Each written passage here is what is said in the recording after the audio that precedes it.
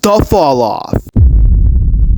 The act of just going down in life. It can happen to all of us. You can be the greatest basketball player in high school, cracking all the snow bunnies, and be on your way to the league. But one day, you tear your ACL, and now you're one of those people who tells people you could have been in the league. Anyway, this happens in anime too, and today we'll talk about the biggest fall-offs in anime.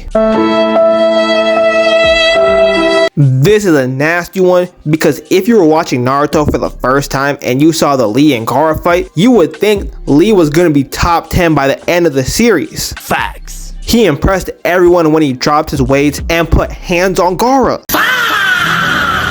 To add on to that, Kakashi was surprised that he unlocked 5 gates. Kakashi was all like, oh my god, he's a genius, yes! To add on to that, the first episode he was in, he beat the future Hokage and the most glazed ninja back to back. That's why he's the GOAT! The GOAT! Even though he did lose to Gaara and his body was destroyed after the fight, he was able to handle Kinemaro for a while. But after that, everything just went down for my boy Lee. No! Why are you doing this, my God? In Shippuden, he did nothing. He was a top prospect that got put on side missions. He fought a clone of himself and almost lost. His whole team got bent over by Kisame. In the war arc, he was just an errand boy during the fight against Madara. So yeah, it kinda sucks to be Lee. Jesus Christ.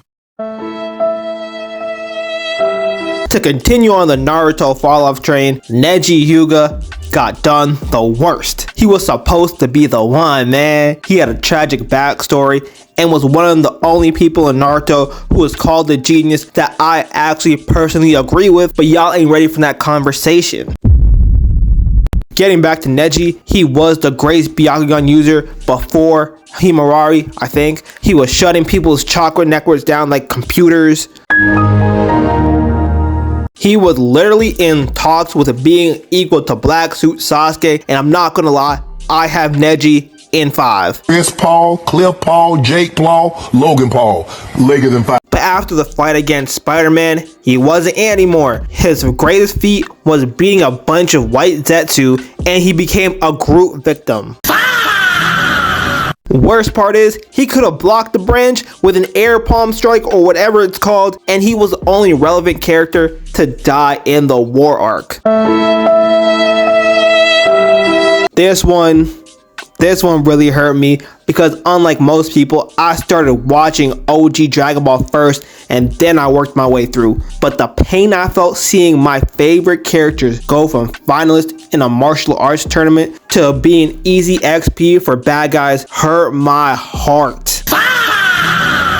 If you don't know Dragon Ball, Krillin, Tien, and yes, even Yamcha were top tiers at a point in time. Tien was able to handle Goku, and they had one of my favorite fights in all of Dragon Ball. If you know, you know. Krillin was on a legendary run. He was able to keep up with Piccolo. He was able to give Jackie Chu a run for his money.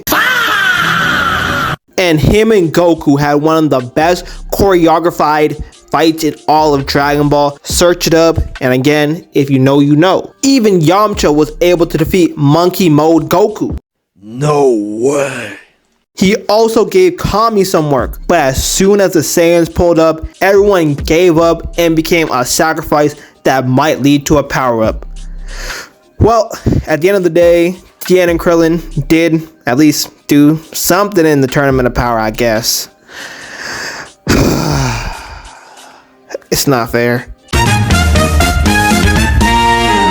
Well, let me know your thoughts in the comments and like, comment, subscribe, and bye-bye.